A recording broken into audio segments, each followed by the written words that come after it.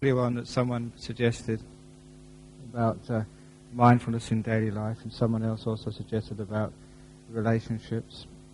I'm going to be talking this evening about the Buddhist practice of mindfulness and how we use it in our daily life and also our spiritual life, how we use it to enhance or understand, make sense and make progress in our relationships with others, and also in the spiritual life, how we use it to gain progress, make success in a relationship with ourselves.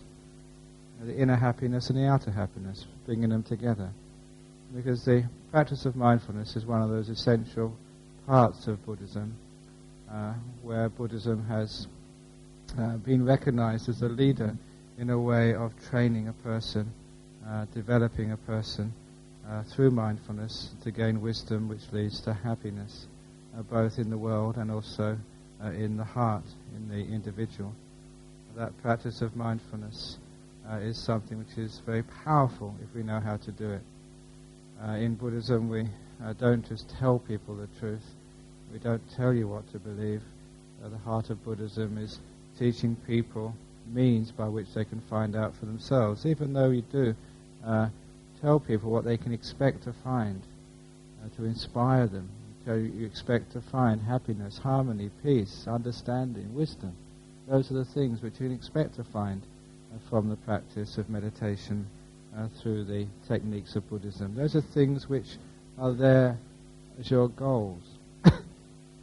But the way those goals are achieved are through a training of the mind, through a development of a person. And the very fact that it's up to you to make that effort to develop yourselves means that you don't waste time sort of praying for some help from someone else. You don't ask an expert like a monk or a nun or a counselor or a psychiatrist, psychologist, doctor or whatever to wave some sort of magic wand. The marvelous thing and the wonderful thing about this practice of Buddhism, it actually helps you, empowers you, and so that what you learn in one experience, which develops the sense of understanding and freedom from the problem, you'll also apply to other similar experiences in life. So you become a person who's more resourceful in life and resourceful in your inner life, because quite frankly, what works outside also works inside as well. What creates greater harmony, peace, understanding, compassion out there in your world, in your office, in your family, in the car going to work, also is effective in your inner life. As outside, so inside. As inside, so outside. And a particular aspect I'm going to be focusing on tonight is that mindfulness. Basically, mindfulness is that awareness, that clarity which we can develop inside. We call mindfulness, it's a mind which is full. So often we're only sort of half here, aren't we, whatever we're doing. And so often that even when you're giving a talk, somebody once said in Time magazine, when people give them talk, research shows that most people, 80% of people, are thinking sexual fantasies. I hope you're not doing that this evening. Or they're thinking about their dinner, or doing something other than actually listening. If that's what they're doing in a sort of a public talk, imagine what's happening when your husband's talking to you, or your wife's talking to you, your kid's talking to you, or your boss at work is talking to you. A lot of time we're not really listening, are we? That's one of the practices of mindfulness, real listening. In the same way that we can deeply listen to a talk, in the same way we can deeply listen to our mind, we can deeply listen to our partner. I know that one of the monks in Thailand, he learnt the Thai language, not through a book, but through really listening to some abbots who were speaking Thai. He didn't even try to remember, he didn't take notes in the mind, he just opened his mind up to the tones, to the flow of the sounds which make up that language. He opened up so much that it was internalized. And then eventually he could speak very fluent Thai. This is a powerful way of learning. Recently in Singapore, I was talking to some students at the National University in Singapore. It was about the time they were going to have the examinations. And I was showing them the the power of mindfulness in just learning, so you can do well at school, you can pass your examinations, you don't have to study so hard. The same way with anything else you learn. The power of mindfulness is immense. If you are quiet and silent and put full attention on what you're doing, you find that all that information goes in. It goes in to the mind, it's stored in there, and it's easy to be retrieved. You can imagine that the mind, like a computer, it's got a huge memory, but the information has to get in there first of all. And if your mind is doing two things at the same time, the mind isn't focused, of course that's why memory doesn't happen, because one isn't really truly listening. So when one is fully mindful, by which I mean one is silently, fully alert, putting all the attention of the mind, all the power of the mind on the task of listening, it's amazing what you can remember and recall. I remember as a primary school a primary school child, very often when the teacher would say something, I would remember it so clearly. When it came to the end of the year exam, I'd not only know the answer, but I'd remember the time when the teacher told us that. I thought that was natural to all people, but I realized once I became a monk, the reason why I could have that recall was that when the teacher was giving that lesson, I was fully there. I was listening with all of my attention. And then that's one of the reasons I think why I did well at school and well at university, because that ability to fully be with what's going on. This is one of the reasons why mindfulness is very powerful. Unfortunately these days, that when we live in this modern world, we don't just finish with school at high school or university. People who have jobs in this world are always having to relearn things, always having to read, to study something or other, go to lectures, go to seminars. And so often when you go to a lecture or a seminar, again, people aren't listening. Because they're not listening, they're really wasting their time.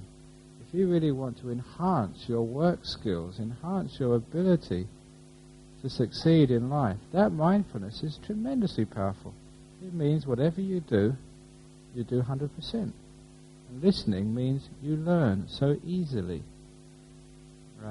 Somebody told me of this man in I think it was in Exeter or Dorset, somewhere around the west of England. And he was studying at med school. And all the other students were really surprised that he'd hardly ever go to lectures or tutorials. But at the end of the year, when the exams came, he'd always get top marks. And they really wondered exactly what this guy was doing. Did he have some arrangement with the examiners? Was he bribing someone? Did he get some access to the examination questions before the paper was delivered? And when they inquired about how he did so well with so little work, they found out that he was a meditator, that he'd practiced his mindfulness, so when he read the text, he only needed to read it once. He read it with deep mindfulness, deep listening. So what happened was that was in his brain very easily, and he could recall it very easily. And that's why the word for mindfulness in Buddhism, sati, is also the word for memory. The more you are awake and aware, the more energy you put into listening, into reading, whatever the way the information is coming to you, the more you remember it, and the more you can recall it. And a lot of times that we need to have that ability. It's not just with learning things in the world, in schools, in universities, in seminars. It's also learning how to live with another person. The other person is always giving you information, and sometimes that information is very important, sometimes very sensitive. When we are mindful, we can actually listen deeply to the person who's talking to us. We can actually listen not just with our ears, but with our eyes, with our nose even. That's what dogs listen to people with their nose. That's why dogs can know when you're sick. They can smell that sickness. Somebody told me that they've trained some dogs who can actually smell incipient cancers. I was talking to a doctor about that in Singapore a couple of days ago, and he said, yeah, sometimes when those cancers begin to form in the body before any magic gizmo of medical science can actually detect it, surely it must be altering the metabolism or having some effect, and sometimes those smells will never be detected by a human, but they can be detected by dogs. So sniffer dogs can actually tell how healthy you are. And many people have understood that, because whenever you are sick, so many people have told me that a dog comes to your room and just stays by you. They know there's something wrong. They can sniff it out. Because their nose is so sensitive that their mindfulness of their snout is intense. And it's the same with us. When we're listening to another person, we should listen to with all our senses. We've got 6 senses, not just sight and smell. We've got sound, we've got taste, touch. What's the other one? Mind, was it? Sight, sound, smell, taste, touch, and mind.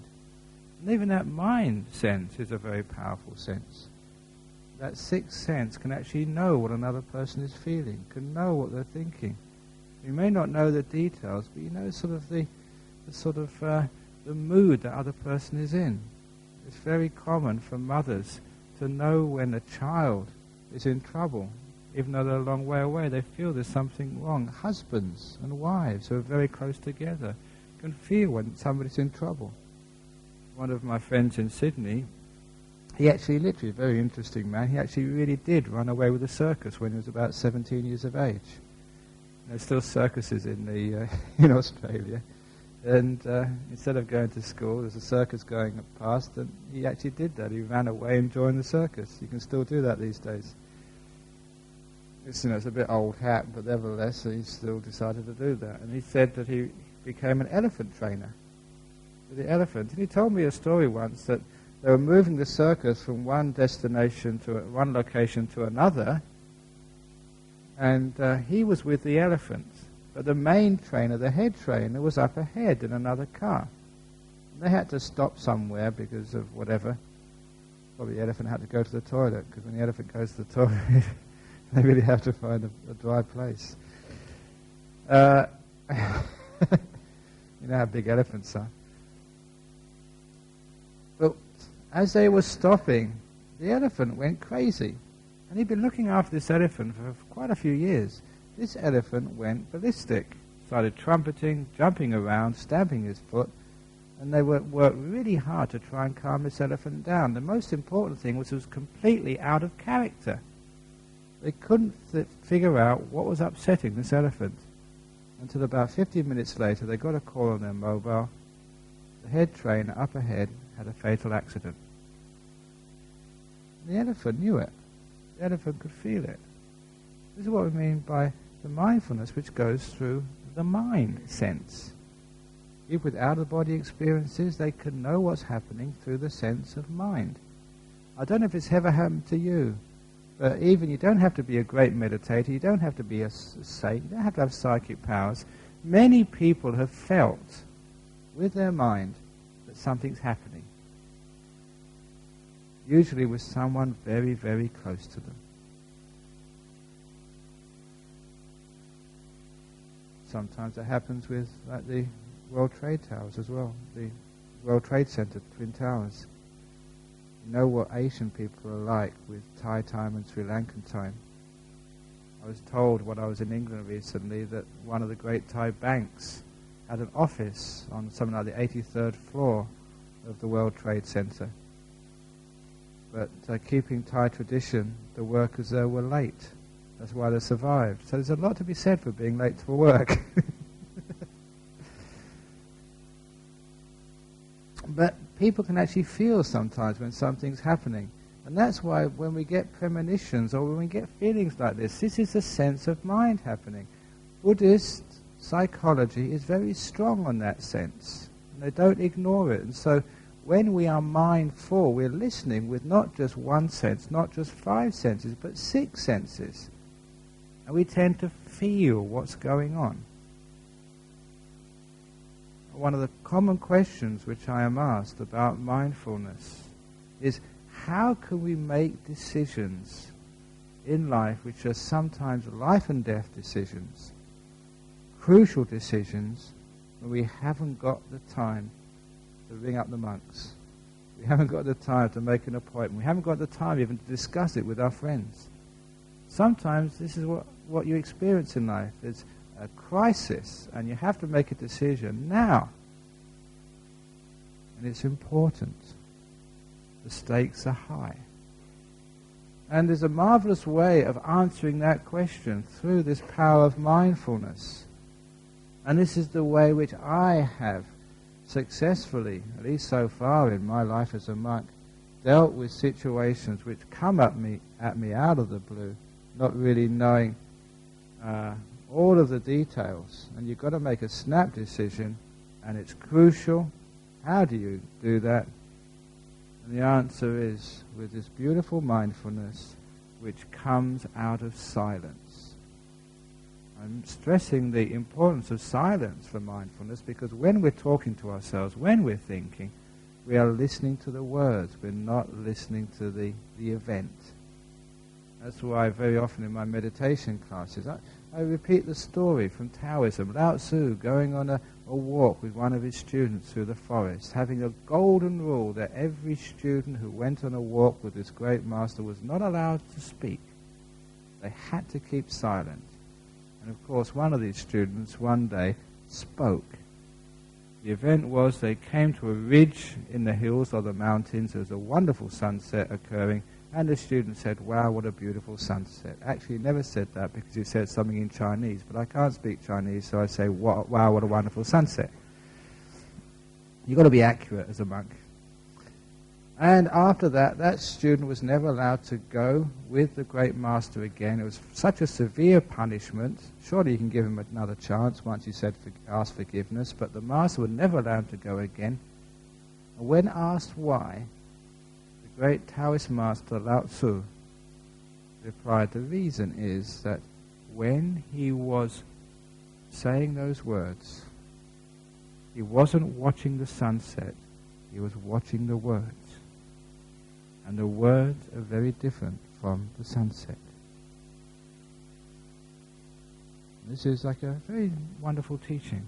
So often we're not really mindful because we're watching the words, the descriptions, not the reality, not the experience. When we're seeing, we're saying sort of Mary, we're saying John, we're saying Brahm.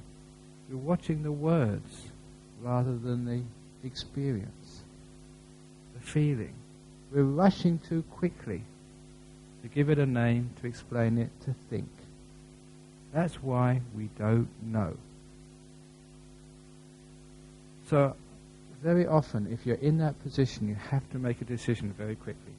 First thing is always, in order to get that mindfulness strong, be silent. Stop talking and listen to life. Listen to the moment. Listen to the experience. Shut up inside. Even those people who have very active minds, who think, and have a very difficult time meditating because they find it such a struggle to quiet their mind down. Everyone can do that, to make their mind still, just for a few seconds, if they really want to. Shh. So you could do it as well. So that's the first thing. And the next thing is to listen with kindness, with compassion. And you always find, I've always found that the answer comes up. What I should do, I follow that wisdom which comes up from the mindfulness based on silence. Years ago, a doctor came up to me and he said he had a terrible experience the few days before. This is why he came up to me. He said that he was, I think, on duty in Royal Perth. His beeper went off. One of his patients had a cardiac arrest. He rushed to the bedside. He did resuscitation on that patient. The patient's heart started again, but the heart had stopped so long there was irreversible brain damage. But not enough brain damage to kill the fellow, but enough to kill much of the brain but keep the body alive. And he said that situation would probably mean that he would live for many, many, many years just in a state of very, very low quality life. And he felt very guilty, as sometimes we do feel when we've done something with no intention of hurting, but it all goes wrong. And he felt guilty, and he asked me, basically, not that particular event, but what should I do next time? This is what happens with doctors. You make life and death decisions, and you haven't got time to ask the specialist. You haven't got time to ring up the monk on dial-a-monk service. You can't even ring up your wife or your husband. You can't consult. You've got to make a snap decision. This is what I told him. Next time that happens, rush to that bedside. Make the mind still for a few seconds. And give that 1 or 2 seconds. And then listen to your heart. What I'm saying is mind on mind, smell on smell, feeling on feeling, sight on sight. With all your senses alert, fully mindful. I said, you'll be able to know what to do. What comes up, you follow that. That's what I've done all my life, and it's always worked. Because this mindfulness can only really be strong in that silence. This is why that when people develop their meditation, they're developing silence to give mindfulness a chance. It's a very common experience for people. It's happened to me so often.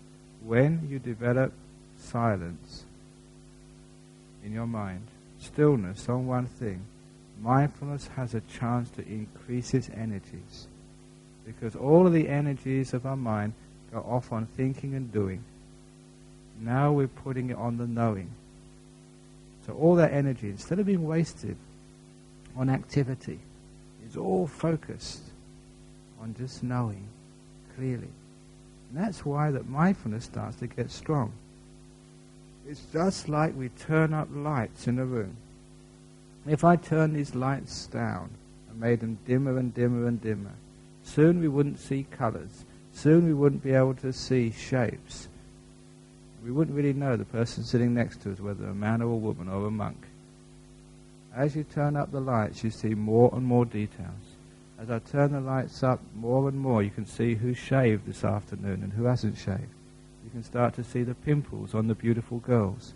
That's why I keep on saying the only places you can have romance is in candlelit restaurants when you can't see the pimples and the shaving cuts and the other things. I'm really an unromantic monk. If anyone wants romance, don't come and see me. But when you turn the lights up, you can actually see more clearly. And this is what happens when you start to develop mindfulness. You start to see much deeper into things, more brightly into things. And after meditation retreats, especially when you do lots of meditation, or even if you do a half an hour meditation, it really works, and you get into deep meditation, you come out afterwards, you open your eyes, and everything is glistening. The colours are intense. The moment is vibrant. A fascinating experience. This is one of the fun parts of meditation. You go out and on the retreats we have at the Redemptorist Monastery in North Perth, you go out into that garden. And my goodness, those flowers look like they've just been washed and polished. The yellows are just even more yellow than they were before your meditation, as if some gardener has gone in there and sprayed it with colour enhancer. And the textures are much deeper. And you ask yourself, that was the same flower before as it is now. Why am I seeing more deeply into it? It's because your mindfulness has got empowered. And your ability to see much deeper, more fully into those things. One of the wonderful things which happens with the expansion and deepening of mindfulness is that what you see is actually much more beautiful than it was before. You start to see the beautiful in the ordinary. This is why after meditation, that one time I said when I was in Thailand developing my meditation, and we're walking meditation because we're meditating all night, sitting, walking, and we'd walk, because it's a rainy season, we'd walk in the main hall of this monastery in northeast Thailand. It was made of concrete floor, no carpet. And as I was walking backwards and forwards, there came a time when I had to just stop Because when you walk in meditation, you're putting your attention 2 meters in front of you. That was the training. And I was looking at the floor, and the floor opened up to me. It was like just all these colours started to open up, just like in the movies. You see something, and it was like special effects. I've seen some people's web pages, and as soon as you put the password, all these amazing colours start to come up on the screen.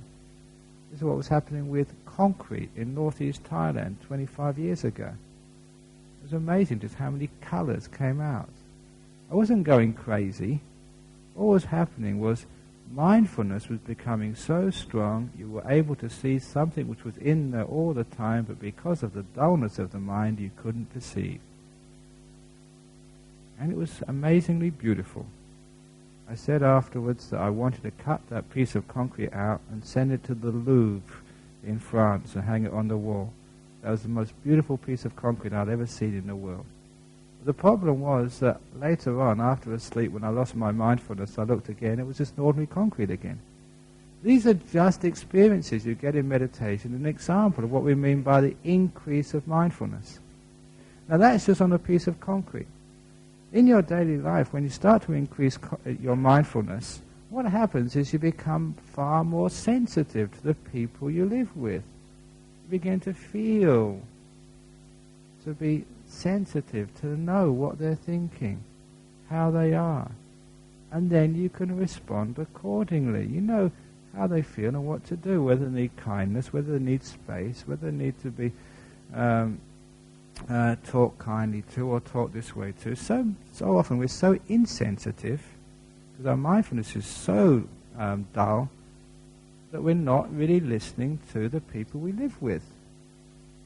And that's why there's so many relationship problems in this world. It's very often that women say the husbands don't listen to you, but you don't listen to your husbands either. Not really fully. To listen fully, you have to be absolutely silent and listen with everything you've got. Shut up, be quiet, and really listen. And when you actually can do this, it's amazing what you pick up. I'm not telling you what to do, I'm telling you how to find out what to do. And then you're so sensitive. You know when it's a time to be kind, you know when it's a time to be firm, you know when it's a time just to leave them alone and go away. There are no rules on what to do. There are rules to how you find out.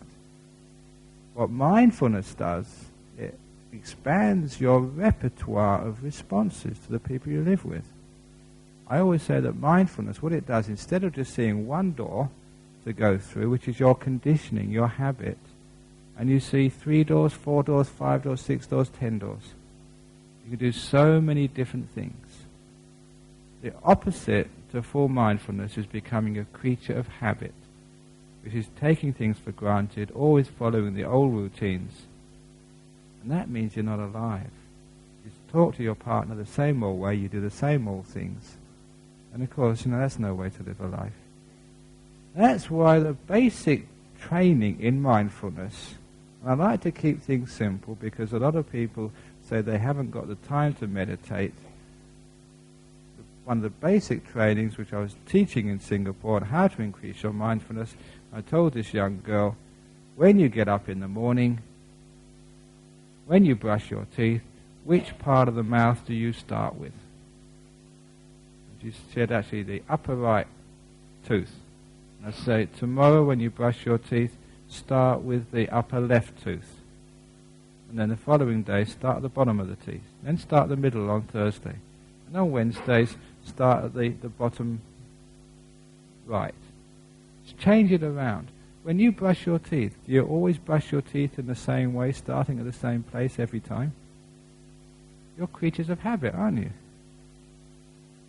You're just like automatons. You're robots.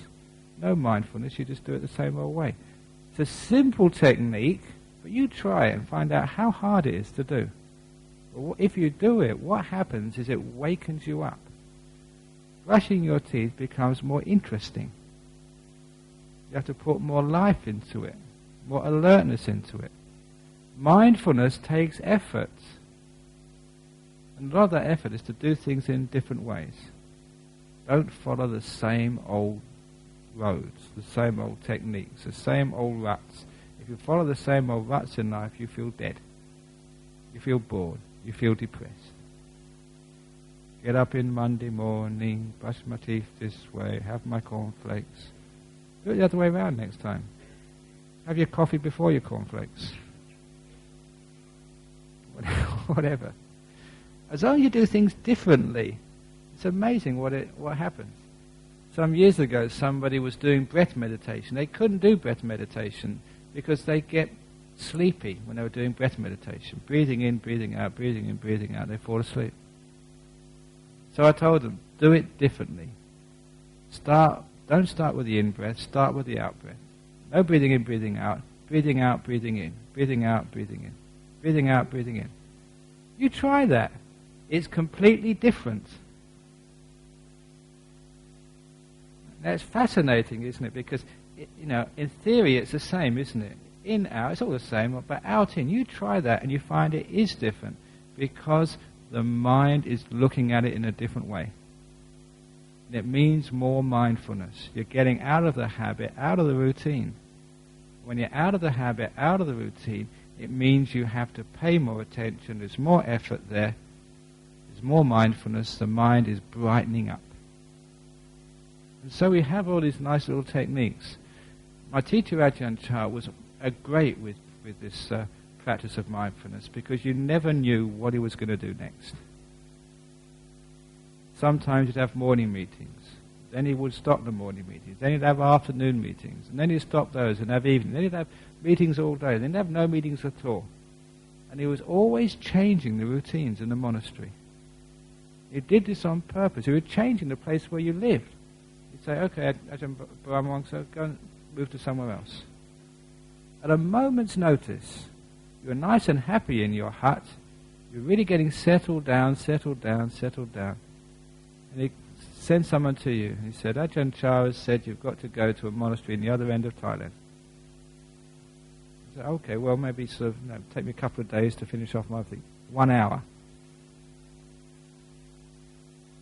And before you knew it, in 3 or 4 hours' time, you were on the road to a completely different monastery with no preparation.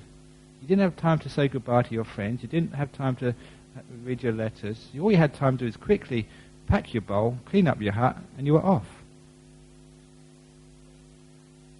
Could you do that?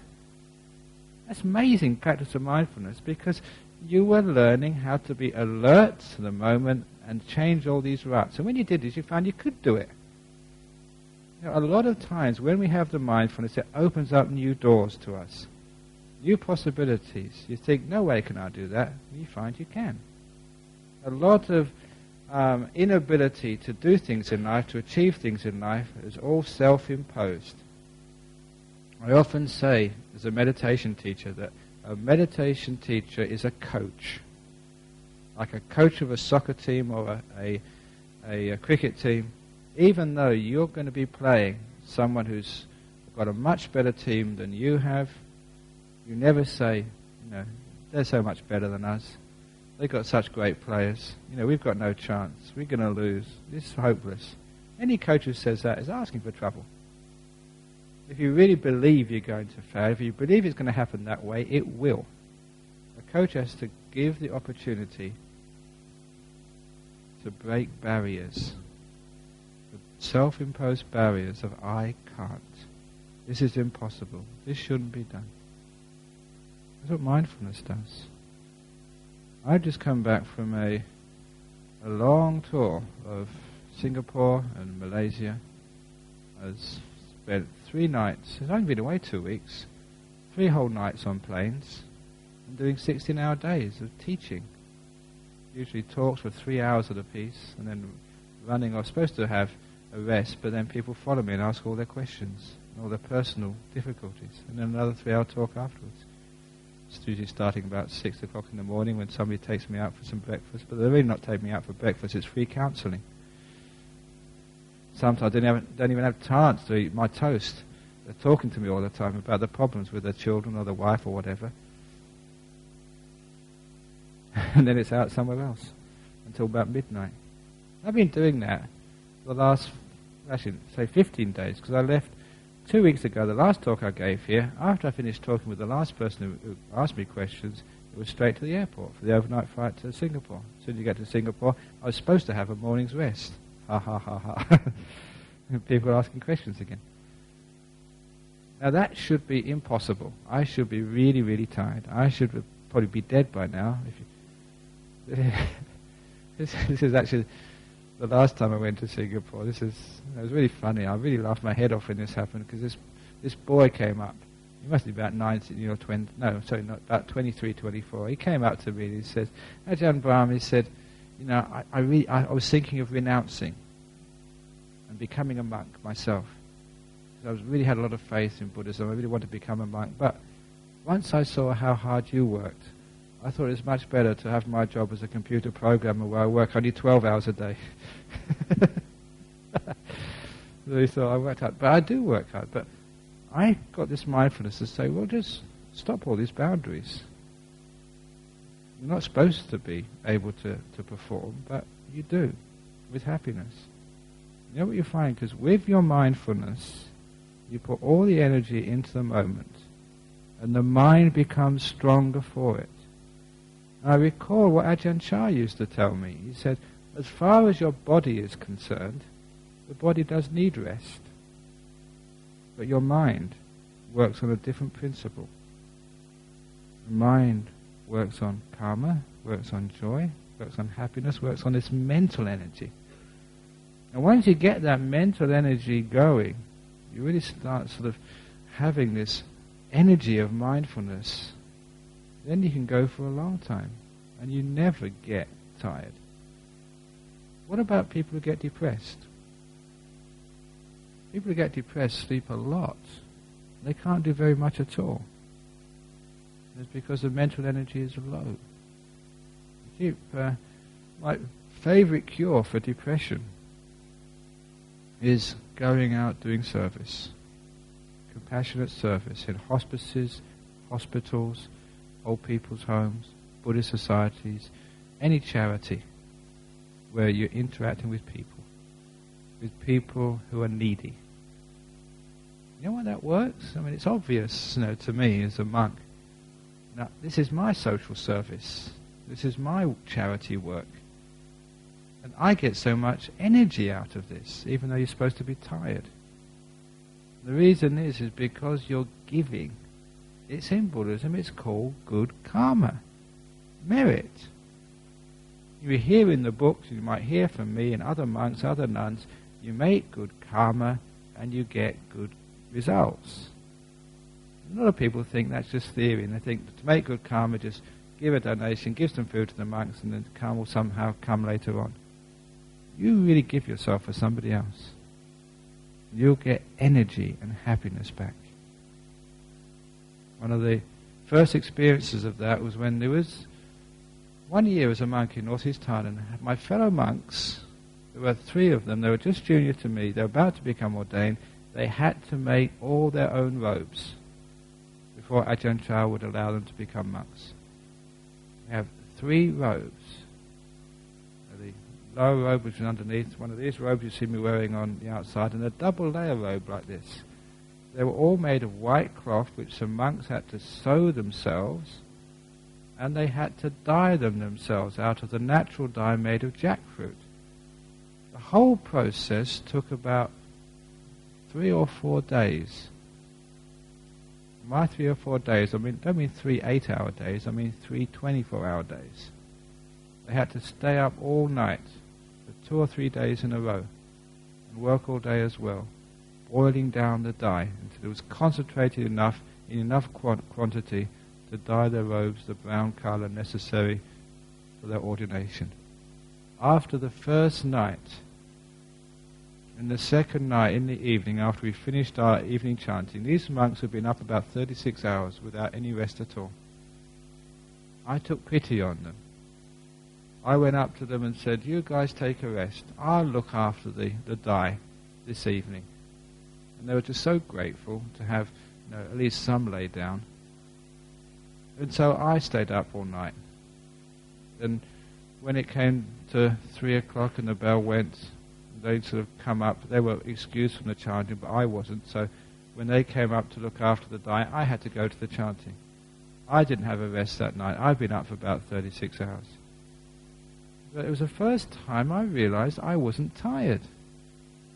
Usually, when I'd have my 4.5 hours sleep, which is, all you were usually allowed, and you went up for the morning chanting at 3 o'clock, I couldn't really have any energy. When he started meditating, I was one of these monks whose head almost fell off. They'd sort of be drooping all the time because I was really tired. It was hot. But this one morning, I remember, I had some of the clearest mindfulness and best energy in my meditation. I hadn't slept. I remember asking Ajahn Sumedho, who was the head monk of that monastery at that time, I said, "What's going on?" I said, "I don't understand this. When I sleep, when I get up in the morning, I'm just dull. When I haven't slept, I'm just so alert." And he said straight away, because he was an older monk than I was, he'd been in the game longer, he knew about the mind. He said, "Look, you've spent all night helping others. That's good karma. Good karma creates happiness and energy. You are having that mental energy, that mental happiness, because you stayed up all night." And it was true. I felt so alert, so sharp. It taught me a lesson, that the energy of mindfulness is happiness. And that happiness comes from serving others, from being compassionate, from charity.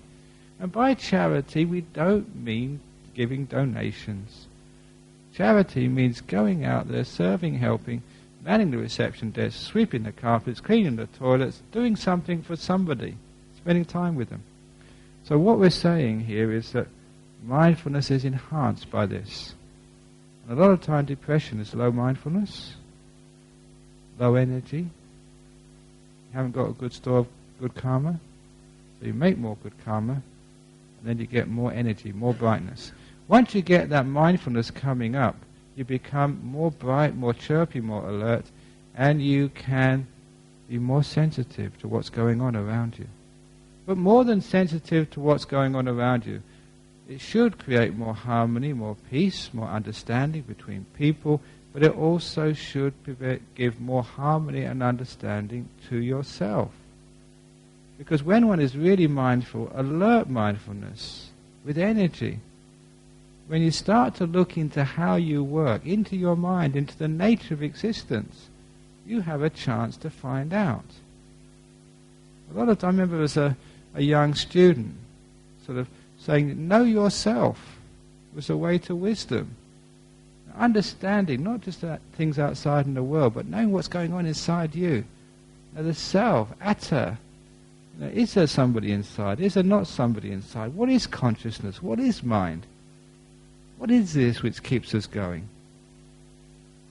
And what I found out from my teaching is you can't answer those questions which, with a mind which is just so dull, it just can't see very clearly even what's outside there in the world. If you can't understand what's outside there in the world because you're really dull, you've got no energy, you've got no brightness, your lights are very dim, how do you expect to really find out these wonderful deep secrets inside of you? And so the path which I was taught, which I found works, is to brighten up mindfulness, to find ways of turning up your mindful lights so that you don't just shine them out onto the piece of concrete and see, wow, this is amazing, this is wonderful. You don't just shine it out there onto your relationship with somebody else so you can really understand the people you live with. You don't just shine them out there in order to sort of just to create a nice happy lifestyle. You shine them inside. Once you've brightened up your mind, then you can shine it inside and see exactly what is this inside. It's like having a spotlight shining very bright. And if you look inside, what is consciousness? That which knows. What is the doer? That which does. Even like what is thought? To be able to shine the focus on the thinking mind and really understand where it all comes from. All of your thought is completely conditioned. ideas which you've been taught. Not truth at all. The thinking, the philosophy, the words, the labels, that's actually what stops people understanding what's really going on. That's why all wisdom comes from silence. All love comes from silence, not through thinking. When you're thinking, you're like an actor on the stage. You're playing a game. Playing a game you've been taught. When that thinking stops and you get very silent, but very mindfully silent, and you're just there, just watching what's happening, bright. It's not the piece of concrete opens up, but your body opens up. Your mind opens up and starts to reveal its truth. Those spiritual experiences of enlightenment, the great insights which occur, which change your whole life, these all happen through the powerful mindfulness, usually developed through deep meditation, through samadhi, which empowers the mind, turns up the voltage on your flashlight, and so you can see so sharply. That's why the measure of your mindfulness is, the power of it is measured by the happiness, the joy. That's why when you really get into your meditation, you get blissed out. You get so happy. Why is it happiness? Why is it bliss? Why do people call them the ecstasy states? Because the sheer energy of them, the power of them.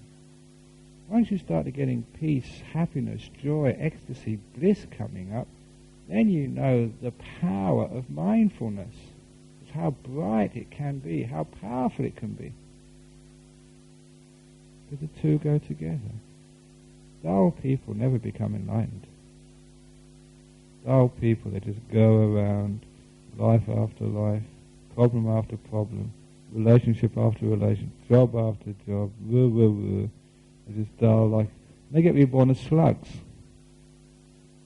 Slugs in their next life, because that's what slugs do. They just, you've seen a slug just crawling on the ground. It's just so hard. They've got to drag themselves out as if life is just treacle. And they've got to pull themselves through the treacle. They've hardly got any energy to pull themselves through, and just pull themselves a little bit. And that's all they can do after rest, and pull themselves again. It's so hard to get out of bed in the morning. I don't want to get out of bed. So hard to go down to the kitchen and make yourself a cup of coffee. So hard to get in the car and go to work. So hard to come to the temple. So hard, I'm just going to stay at home. I'm just going to stay in bed. I'm just going to stay in my dull slug state. Be careful of that, because that's never going to get you anywhere. That's why, those of you who've been in my retreats, what do I say when you first get up in the morning? Don't care what time is on your clock. You jump out of bed, zippity-doo-dah, what a wonderful day.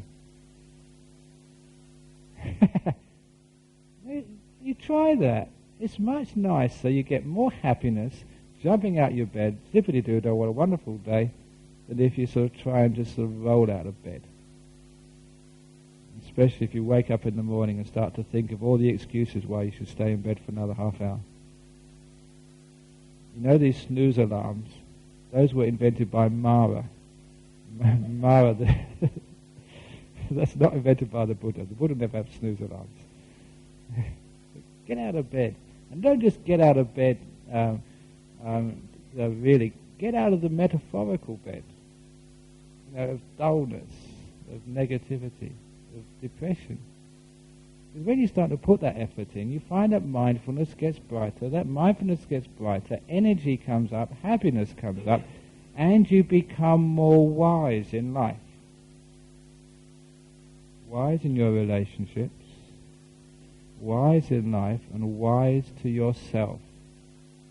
Buddhism is supposed to be a religion of wisdom. Where did all the Buddha's wisdom come from? Where did Ajahn Chah's wisdom come from? Did they come from lying in bed? Did they come from just sort of being lazy and sluggish? One of the things which I noticed with the great monks I saw and the nuns, they were full of energy. And sometimes I wondered where that energy came from. Where did Ajahn Chah get all that ability just to be so bright and alert? People asked him questions. He was so sharp every time. He hardly ever made mistakes. That came from that brightness of the mind. You start energy, it's like a snowball. It runs and runs and rolls, gets bigger and bigger and bigger. There's no limit to the energy of the mind. There's a limit to the energy of the body. That's how much food you put into it, how many calories you eat. But the energy of the mind is how much happiness you put into the body. The mind eats happiness. The more good, wholesome, protein-filled happiness you put in the mind, the more bright and joyful it is, and the more wisdom it can have. So when we talk about mindfulness is that brightness. It's, you know you're mindful when you've got energy, you're alert, and you can look at something and you can see directly what needs to be done. All my wisdom comes from that mindfulness, from the energy, from the sharpness, the brightness of the mind. My goodness, I should be tired out this evening. There should be no way I could give a talk this evening if you knew the schedule which I've just been following for the last, not for 2 weeks, for 3, 4, 5 weeks, I don't know, since the end of the rains retreat at my monastery. I think a lot of you will be dead if you did what I did for the last 4 or 5 weeks. But I have energy, clarity, because of that powerful mindfulness. And when you start to develop that, then you can focus that into the big questions of life. Shine that light into the body, into the mind, into the doer. In Buddhism we call it satipatthana, don't we? The 4 focuses of mindfulness. And people, they look at that Satipatthana Sutta, focus on these things. They say if you focus on these things for 7 days, you become fully enlightened. And people actually do these 9-day retreats, not 7-day, but 9-day retreats, Satipatthana retreats, focus of mindfulness retreats. And after 9 days, they're not enlightened. It says in the book 7 days is enough. I've done extra 2 just to make sure. No. The reason is because there's not enough sharpness of mindfulness there. The mind isn't bright enough. That's why you've all heard me teach. You need that power of samadhi first of all. Samadhi brightens the mind up. So you've got a huge flashlight in your brain or your mind. So if you've got that flashlight in your mind and you look at any of those focuses of mindfulness, the body, feelings, sensations, the mind itself, or mind objects, especially thoughts. If you've got that bright mind, you look at those things. That bright mind, it sees everything in there. Like you see the pimples on the woman. You see the sort of the smells on the man. You're sensitive. Even more sensitive than a dog who can smell cancers. Your mind is empowered. Then you can see all the cancers of attachment and defilements and craving and all those sorts of things. You can see why they're called defilements. It's a hard job as a monk, because we say that lust is a defilement. You say, no, it's not a defilement, it's fun. It's hard to see that, isn't it? Because you don't want to see it, that's why. You don't want to see it, that's why it's all dull and dark. The same way you don't want to see what you're going out with, that's why you go out in the evening time. Romance grows under moonlight, not out in the sunlight. Delusion grows out of dullness. Enlightenment comes out of the bright mind. Once you actually get the bright mind going, then you start to see the truth of things as they really are. You start to see all your little delusions which you've had about in life, all the silliness in life. It's worthwhile seeing those delusions and silliness, because once you broke through them, you think, that was why I was having a hard time. That was why my relationships never worked. That was why I lived my life and I don't really know what I'm supposed to be doing. Because your mindfulness wasn't bright. You weren't alert. You weren't sharp. You've just gone through life as if through a mist. Never really knowing where you're going, what you're supposed to be doing. Never really knowing the territory of life. Never enlightened. So by bring up beautiful mindfulness, powerful mindfulness, sharp mindfulness.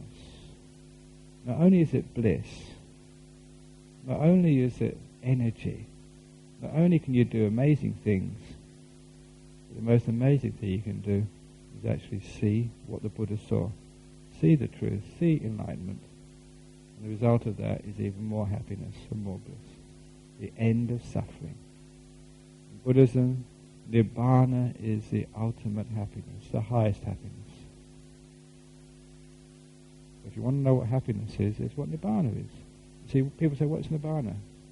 Ultimate happiness. They want to be told. They don't want to see for themselves. So the great Buddha was saying, this is what you should do.